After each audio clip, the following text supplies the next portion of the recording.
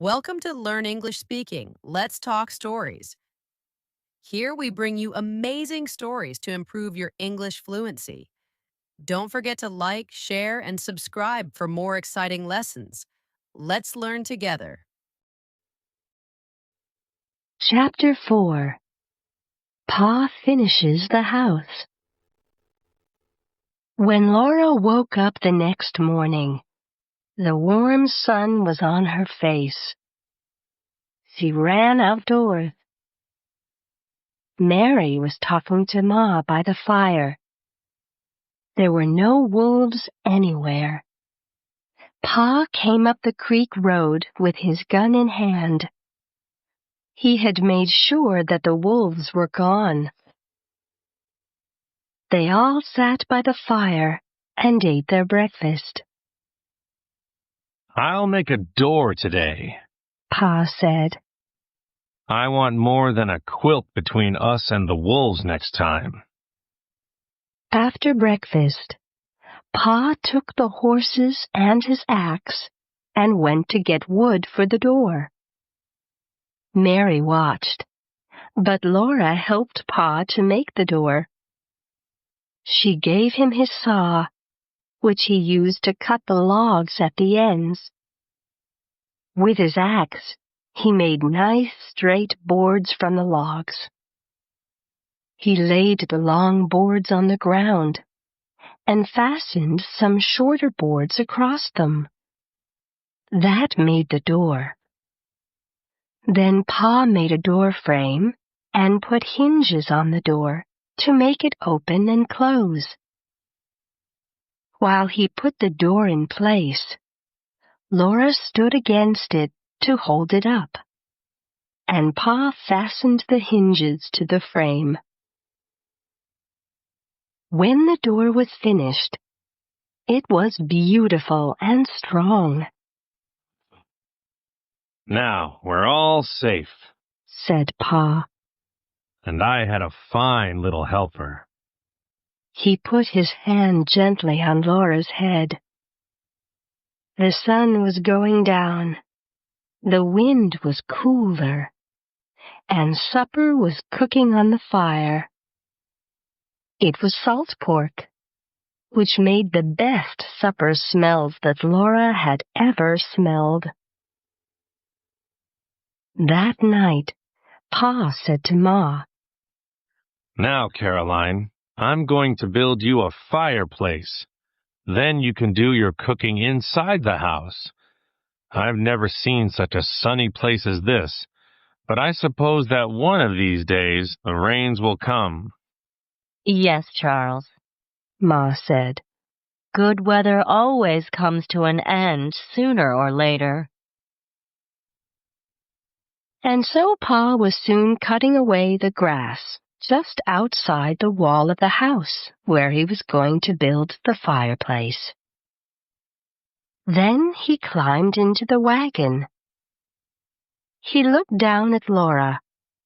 She was looking up at him. Do you want to go along, Laura?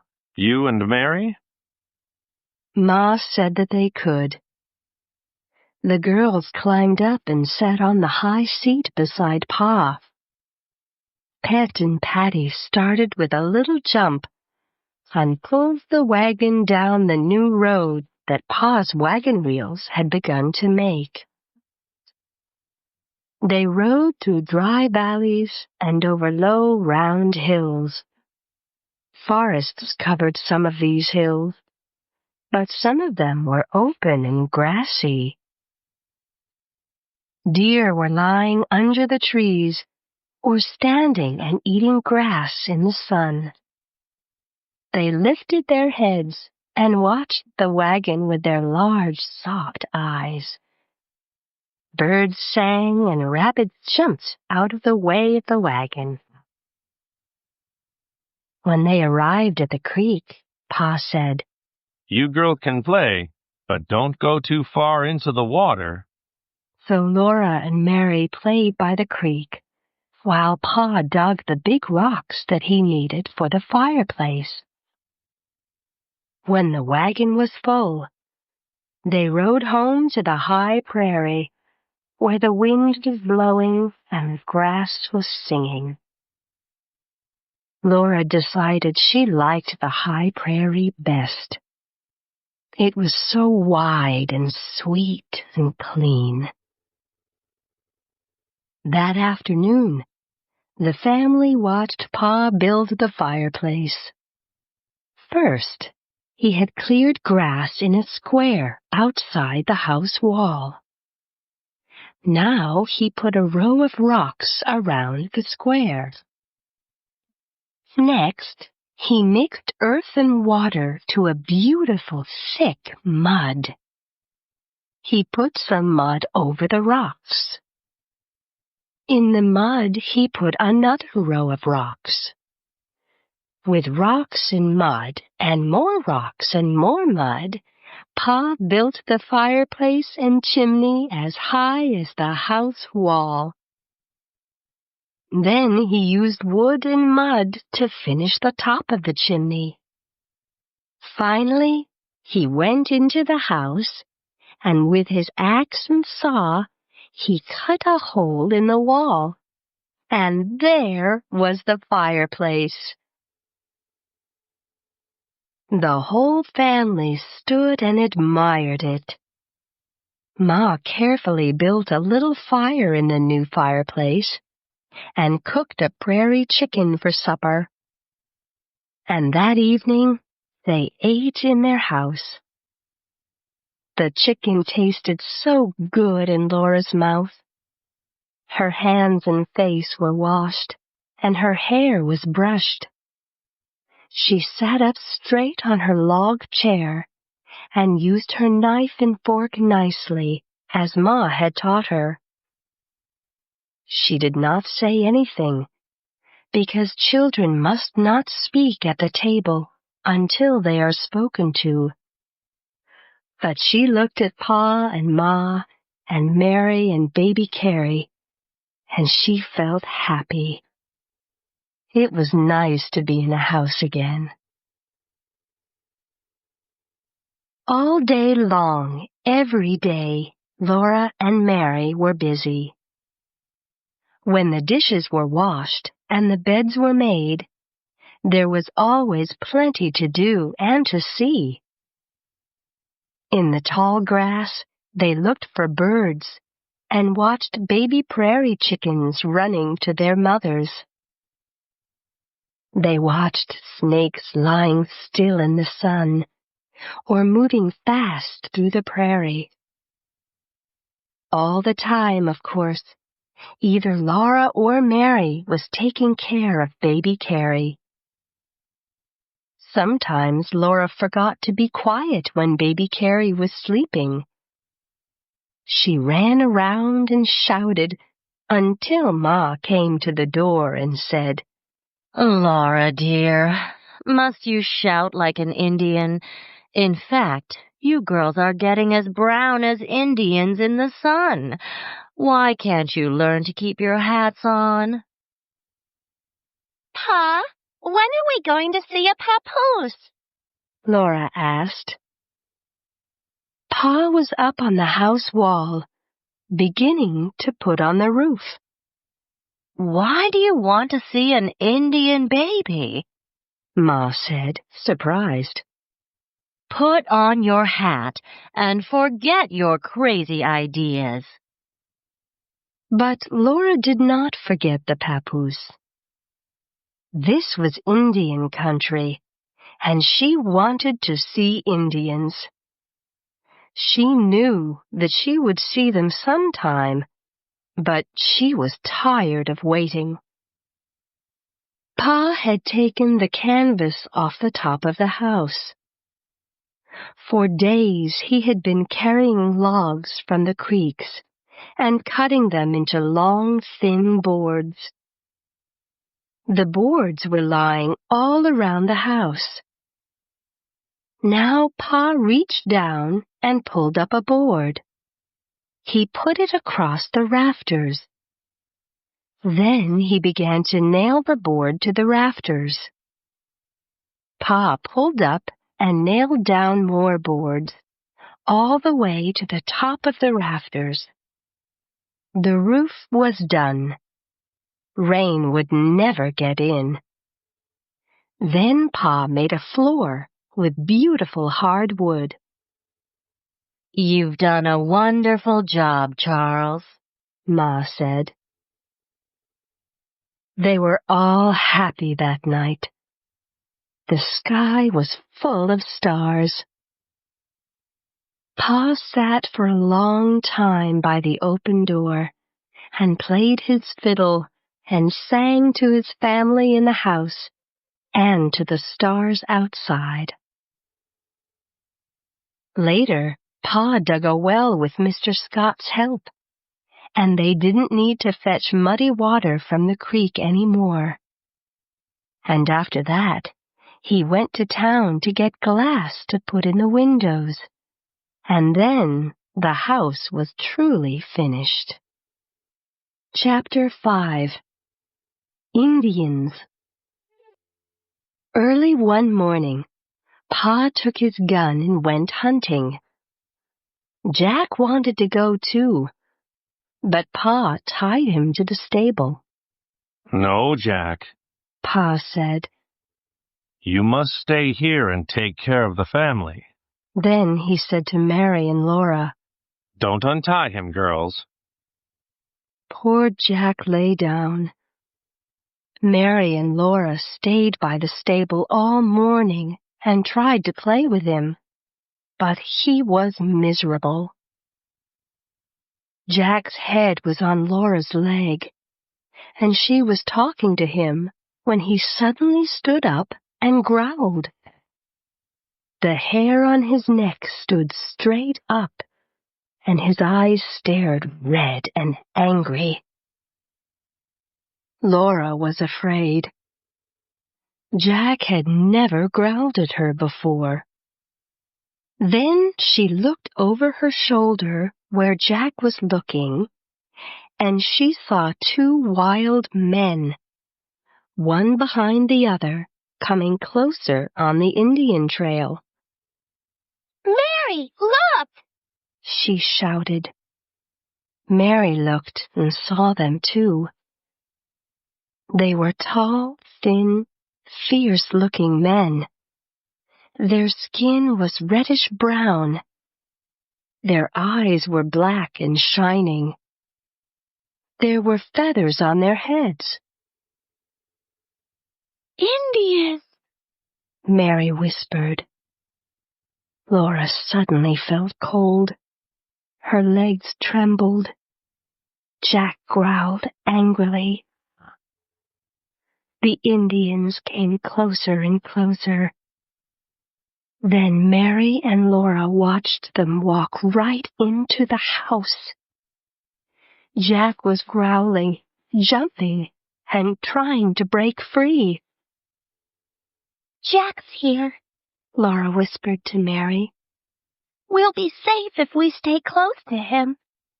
But they're in the house. Mary whispered. They're in the house with Ma and Carrie. Then Laura began to shake all over. She knew she must do something. What were the Indians doing to Ma and baby Carrie? There was no sound from the house. Oh, what are they doing to Ma? Laura screamed in a whisper. Oh, I don't know, Mary whispered. I'm going to untie Jack. Laura whispered loudly. He'll kill them. Pa told us not to do that, Mary answered. He didn't know Indians would come, Laura said. He said not to untie Jack. Mary was almost crying. Laura thought of little baby Carrie and Ma, there in the house with those Indians. I'm going in to help Ma, she said. She ran 2 steps and then turned and flew back to Jack. She hid her face against his neck. We mustn't leave Ma in there alone, Mary whispered. She stood still and trembled. Laura made herself leave Jack. She shut her eyes and ran towards the house as fast as she could. She fell down, and her eyes opened. She got up again and started running. Mary was right behind her. They came to the door. It was open, and they entered the house without a sound. The naked wild men stood by the fireplace. Ma was cooking something over the fire, while baby Carrie hid her face in Ma's dress. Laura ran towards Ma, but as she reached the Indians, she smelled something awful. She looked up at the Indians and ran to hide behind the table. With one eye, she looked out at the wild men. First, she saw the moccasins on their feet, then their thin red-brown legs all the way up. Around their waists, each Indian wore the skin of a small animal. The skin was black and white, and now Laura knew what had made that smell. The skins were made from fresh skunks. There was a knife and a small axe in each skin. Their faces were very calm and very fierce. These wild men had no hair around their ears, where hair usually grows. There was hair only at the very top of their heads, and they had put feathers in it. When Laura looked out from behind the table, both Indians were looking straight at her. Her heart jumped. The Indians did not move. Only their eyes shone. Laura did not move either. Then the Indians made short sounds like... Laura hid again behind the table. She heard them sitting down on the floor. She heard Ma giving them cornbread, and she heard them eating it. When Laura looked again, she saw they had eaten every bit of the cornbread. Then the Indians got up. They looked at Ma, made deep noises in their throats, and walked out the door. Their feet made no sound at all. Ma sat down on the bed. She looked sick. She put her arms around Laura and Mary. Do you feel sick, Ma? Mary asked her. No, said Ma. I'm just thankful they're gone. Soon Pa arrived home with a big rabbit and 2 prairie chickens. He put his gun up in its place over the door. Laura and Mary threw their arms around him, both talking at the same time. What's all this? He said. Indians? So you've seen Indians at last, have you, Laura? I noticed they have a camp in a valley west of here. Did Indians come into the house, Caroline? Yes, Charles. 2 of them. Ma said. I'm sorry, but they took all your tobacco and ate a lot of cornbread. I just gave them what they wanted. Oh, Charles, I was afraid. You did the right thing. Pa told her. We don't want to make enemies of the Indians.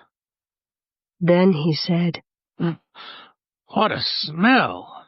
They wore fresh skunk skins around their waists, said Ma. and that was all they wore. Later, when Laura and Mary were helping Pa clean the prairie chickens, Laura said, I wanted to untie Jack to eat those Indians. Pa laid down his knife and asked in a terrible voice, Did you girls even think of untying Jack? Laura dropped her head and whispered, Yes, Pa. After I told you not to? Pa said, in a more terrible voice. Yes, Pa. Mary whispered, almost crying.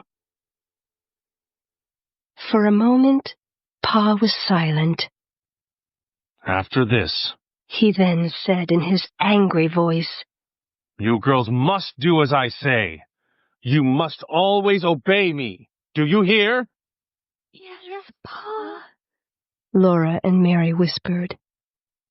If the Indians come again and Jack is untied, he'll bite them. And then there will be trouble. Bad trouble. Do you understand? Yes, Pa. The girls said. But they did not understand. Do as you're told, Said Pa. and you'll be safe. One day, Pa said that the Indians had left their little camp on the prairie. Do you want to see it? He asked Laura and Mary. When the girls jumped up and down with excitement, Pa said, Come on then, let's go. The ground was hot under their feet. They went farther and farther into the big prairie. At last, they went down into the little valley where the Indians had camped. Laura and Mary looked around. There were small animals, flowers, and trees. It was a beautiful secret place. Pa, are there other Indian camps on the prairie? Laura asked. Yes, Laura. He answered. Are there Indians in them? She whispered. I don't know. Said Pa. Perhaps. She held one of his hands, and Mary held the other, and together they looked at the Indians' camp. There were old campfires. They could see where Indian horses had eaten the grass, where big and small moccasins had walked, and where Indians had cooked and eaten. Suddenly Laura shouted, Look! Look! Something bright blue was shining on the ground. She picked it up. It was a beautiful blue bead. Laura shouted with excitement. Then Mary saw a red bead, and Laura saw a green one, and they forgot everything except beads. They found white beads and brown beads, and more red and blue beads. All that afternoon they looked for beads. When they had finished, the sun was going down. Laura had a handful of beads, and so did Mary. Pa put them carefully in his pockets, and they all went home together. Supper was cooking on the fire when they arrived, and baby Carrie was playing on the floor. Sorry we're late. Said Pa. And then he took the beads out of his pockets and showed them to Ma. But look what the girls found. He said. Oh, they're beautiful. Ma said with a smile. Laura thought the beads looked even prettier than before. She touched her beads with her finger and watched them shine. These are mine. She said. Then Mary said, Carrie can have mine. Ma waited for Laura to speak. But Laura didn't want to say anything. She felt all hot inside and wished that Mary wasn't always such a good girl. But she couldn't let Mary be better than she was. So she said slowly, Carrie can have mine too. You're good little girls. Ma said.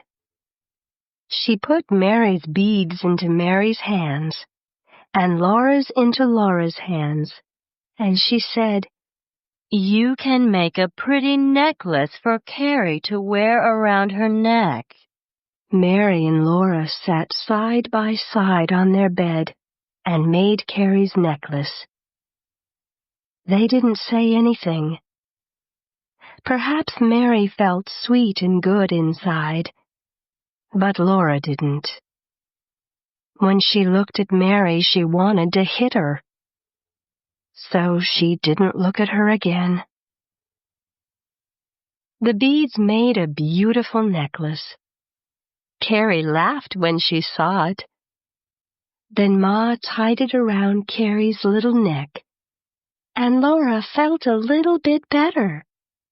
It looked so pretty on her. But when Carrie felt the beads on her neck, she tried to break the necklace. So Ma untied it and put it away. Carrie can wear it when she's older, Ma said. Laura still wanted those pretty beads for herself, but she knew it had been a wonderful day. She knew she was never going to forget the Indian camp. Chapter 6. Summertime on the Prairie. Summer had come to the prairie, and the air was still and warm. One evening, Laura and Pa were sitting outside under a big moon, while Pa played his fiddle. Everything was so beautiful. Laura wanted it to stay that way forever. Suddenly, she heard a strange, low sound far away. What's that? She asked. Pa listened. Cattle, He said. it must be the cattle herds going north. They listened together, and Laura thought she could hear a song. Is that singing, Pa? She asked. Yes, Pa said. the cowboys are singing to their cattle. It's time for them to sleep, and you too. The next morning, when Laura ran out of the house, two strange men were sitting on horses by the stable. They were talking to Pa. They were as red-brown as Indians, and they wore big wide hats and cowboy boots. Handkerchiefs were tied around their necks, and guns were at their sides. They said goodbye to Pa and rode away across the hot prairie. What a piece of luck! Pa said to Ma. Those men are cowboys.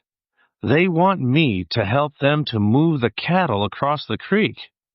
They'll pay me with beef. How would you like a good piece of beef? Oh, Charles. Ma said, and her eyes shone.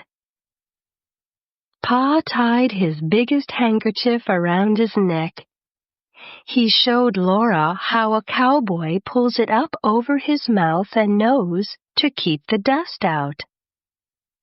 Then Pa rode Patty down the Indian trail.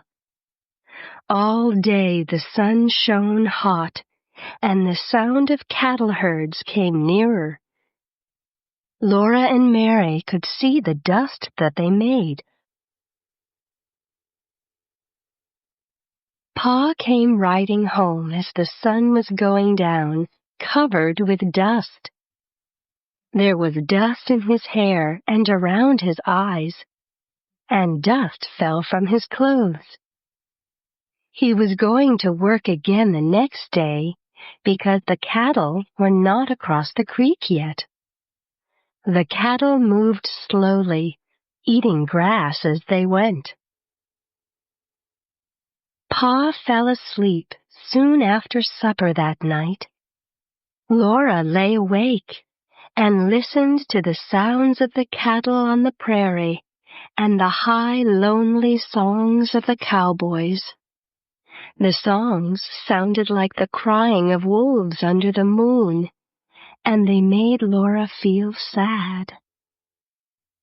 All the next day, Laura and Mary watched the prairie. Suddenly, out of the dusty grass, not far from the stable, cattle came running. They ran fast, their feet beating the ground. A cowboy on a black and white horse rode faster to get in front of them. He waved his big hat and shouted at the cattle as he moved them along. They all went over a low hill and disappeared. Laura ran around outside, waving her hat and shouting wildly. "Laura," Ma said, "stop that. A young lady shouldn't shout like that." I wish I could be a cowboy, Ma, Laura said. Late that afternoon, Laura saw Pa riding home with 2 cowboys, a cow, and a little black and white calf. Pa tied the cow to the stable and said goodbye to the cowboys. Ma's eyes opened wide when she saw their new animals. They gave me the cow because she was too thin to sell, Pa said when he came in the house. and the calf is too small to travel. They gave me the beef, too. Then Pa went out to the stable to get some milk from the cow for baby Carrie. They watched her drink all that good milk. Baby Carrie's little red tongue cleaned her milky lips, and she laughed. Ma cooked the beef, and everyone felt happy. Nothing had ever tasted as good as that thick, red meat. The cattle were far away now, and the girls couldn't hear the songs of the cowboys anymore. A little later in the year, there were blackberries, and in the hot afternoons, Laura went with Ma to pick them in the bushes by the creek. There were mosquitoes everywhere in the blackberry bushes, and they liked to bite Laura and Ma. Laura's fingers and her mouth got purple-black from eating the big blackberries. Her face, hands, and feet were covered with mosquito bites. But every day they brought home buckets full of berries, and Ma laid them out in the sun to dry.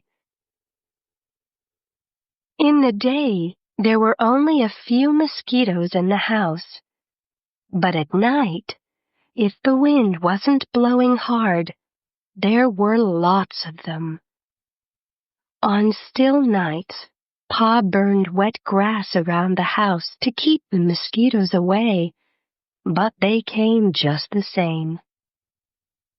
Pa could not play his fiddle in the evenings because so many mosquitoes bit him. Mr. Edwards did not visit after supper because there were too many mosquitoes in the creek. And every morning, Laura's face was full of red mosquito bites. It'll get colder soon, Pa said. and then they'll go. Laura did not feel very well. One day, she felt cold even in the hot sun, and she could not get warm by the fire. Why don't you and Mary go out to play? Ma asked Laura. I don't want to play, Answered Laura. Laura felt like crying, but of course she didn't. Only little babies cried. I'm cold now, She said. and my back aches. Charles, Ma called. look at the girls. I think they're sick. Pa and Ma put them to bed in the middle of the day. Laura did not really go to sleep, but she did not really wake up again for a long, long time. Strange things seemed to be happening. She heard voices, but no words. Sometimes she felt as cold as ice, and then she was burning. Days and nights passed like this. She heard Pa say, Go to bed, Caroline. Ma said, You're sicker than I am, Charles. Then one day, Laura opened her eyes and saw the bright light of the sun. Mary was beside her crying, I want a drink of water! I want a drink of water! Jack was walking between the big bed and her little bed. Pa was lying on the floor by the big bed. Jack took Pa's shirt in his teeth and shook it. Pa's head lifted up a little, and he said, I must get up. I must. Caroline and the girls. Then his head fell back, and he lay still. Jack howled. Laura tried to get up, but she was too tired. Then she saw Ma's red face looking from the big bed. Mary was still crying for water. Ma looked at Mary, and then she looked at Laura, and she whispered, Laura, can you get up? Yes, Ma. Laura said. This time she got out of bed, but when she tried to stand up, she fell down again. She felt Jack's tongue on her face, and she held on to him and sat up. She knew she must get water for Mary, and she did. She crawled all the way across the floor to the water bucket, and then crawled all the way back to Mary with the water. Mary's eyes did not open, but her mouth drank all the water. Then she stopped crying. Laura crawled back into bed. It was a long time before she began to get warm again. Sometimes she heard Jack howling, and she thought he was a wolf. She lay in bed burning and hearing him howl. She heard the voices talking again, and she opened her eyes and saw a big black face close to hers. Its eyes were black and soft. This face smiled, and a deep voice said softly, Drink this, little girl. Laura opened her mouth, but the drink was bitter, and she turned her head away. The deep voice said again, Drink it. It will make you well. So she drank the bitter medicine. When Laura woke again, a fat woman was by the fire. She brought Laura water and a cup of something hot that tasted good, like chicken. Drink it all up like a good child, she said. Laura looked at Mary asleep beside her. She looked at Pa and Ma asleep in the big bed. Jack lay half asleep on the floor. Laura looked again at the fat woman and asked, Who are you? I'm Mrs. Scott, she said, smiling. I'm here to take care of everything until you're all well. Now go to sleep. The next morning, Laura felt so much better that she wanted to get up. But Mrs. Scott said she must stay in bed until the doctor came. Laura was surprised when she saw him. He was the black man. Laura had never seen a black man before, and she could not take her eyes off Dr. Tan. He talked with Pa and Ma and laughed his big laugh before he hurried away. Mrs. Scott said that all the settlers along the creek were sick. She had been going from house to house, working day and night. You're lucky to be alive, she said. It's because Dr. Tan found you when he did. Dr. Tan was a doctor with the Indians. He was on his way to the town of Independence when he passed Pa's house. Strangely, Jack, who usually hated strangers, had run after Dr. Tan and made him come in. And here you all were, more dead than alive, Mrs. Scott said. All of you sick at the same time. Dr. Tan stayed with you a day and a night before I came. Now he's taking care of all the sick settlers. The next day, Pa and Laura were out of bed. The next day, Ma got up, and then Mary.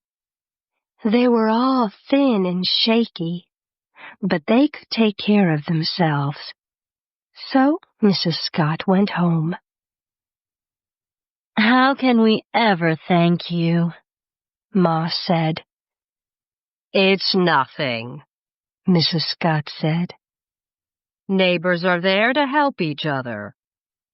Pa was thinner and walked slowly, and Ma often sat down. Mary and Laura didn't feel like playing, but every day they got a little bit stronger. Pa couldn't work outside, so he sat in the house and made a beautiful chair for Ma. He played his fiddle, and Mary and Laura were happy. No one knew in those days that the illness was malaria, and that it came from the mosquitoes.